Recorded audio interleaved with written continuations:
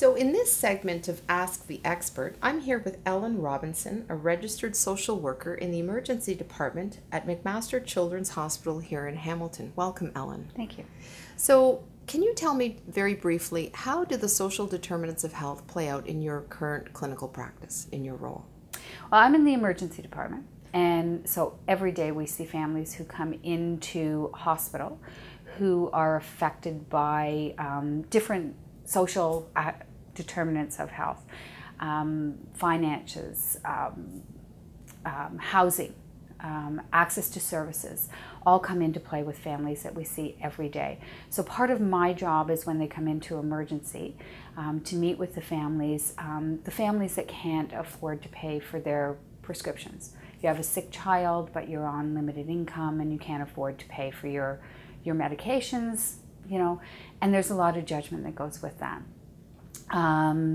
Similarly, the things like, McMaster Children's Hospital is located in the west end of the city, and a lot of the affordable housing or geared to income housing is in the center of the city. So transportation to and from medical appointments is often a big issue.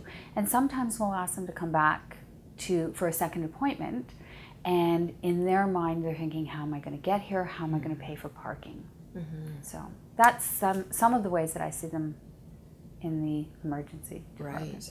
Some of the indirect or direct predictors of lifelong health in children, and some of these indirect or direct predictors include, as you touched on, poverty, family functioning, if they are relatively new to the country, as you said, access. Can you talk a little bit more about how this actually plays out, perhaps in some clinical scenarios that you could articulate? Mm-hmm, for sure.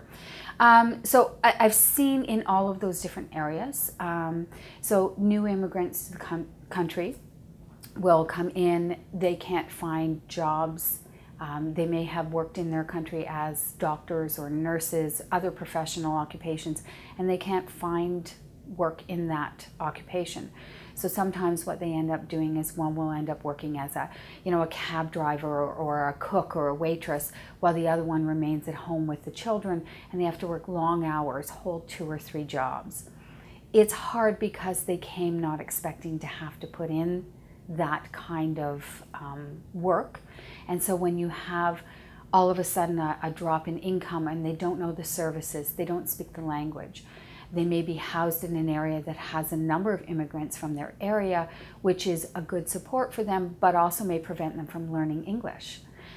So it makes it hard for them to communicate when they come to the hospital for any reason.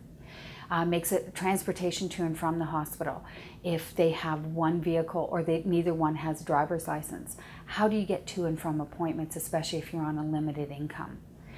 The other part that I see is like I said, the housing tends to be in central Hamilton. So getting to and from appointments, getting to the emergency room can be really difficult for these families. The ones who have limited income are on Ontario Works or ODSP. They get a paycheck once a month. And so what happens is they try to budget that money, and 4 days before their next paycheck, one of the children gets sick and they don't have any money for the next 4 days. Some families who have numerous children, you've got 4 children to feed and one child who's sick. Do you buy the medication for the sick one, or do you get the milk for the other ones? And they have to make that decision. The medications sometimes aren't expensive, but the dispensing fee can be upwards to $12, and they just don't have that kind of money. And there's a kind of judgment that goes with that sometimes, where we'll say, oh yeah, but you have your cigarettes and you have your pet food. And what we don't realize is that they've bought that's part of their budgeting, and they don't have the resources to plan for the crisis or the emergency. I know one of the families that I worked with, one of the moms came in and there was just, the kids were running wild. There were 5 children and running wild all over the place. And we looked, and of course there was lots of judgment about that mom and her parenting ability. And when I got talking to her, what she said to me was, I'm a good mom. My mom, when I was little, put me in foster care. I've kept my kids at home. They have their own room. They spend all day in that room, but we're all under the same roof. And that was her idea of a good parent. So her interaction as a child, what she learned as the role of a mom, and was to keep your children together. Didn't teach her how to interact with them, but it taught her to keep them together. And so she thought she was being a good mom.